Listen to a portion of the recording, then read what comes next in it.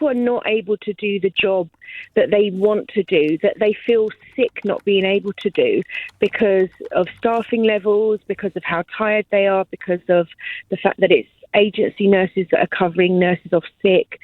And it doesn't seem to me to be getting better.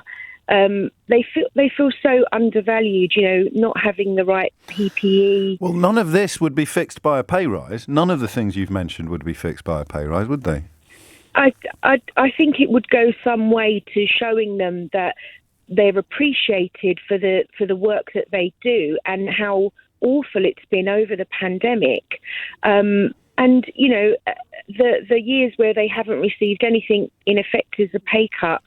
So, yes, I think it would go some way to retaining staff. Do you think 1% it's a hard enough job. Do you think 1% is worse than nothing?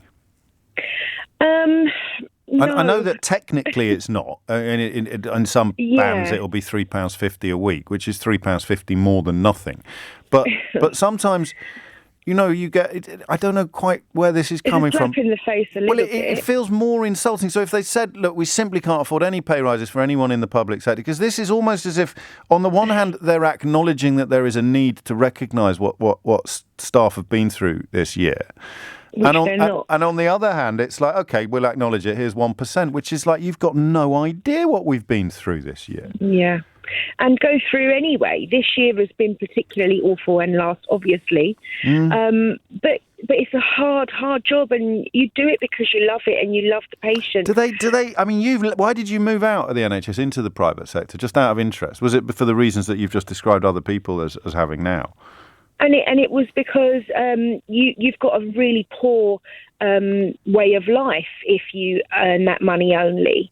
I can't afford. I would never be able to afford the mortgage that I can afford now. So you fair enough. And I felt like my family deserved that. Of course they do.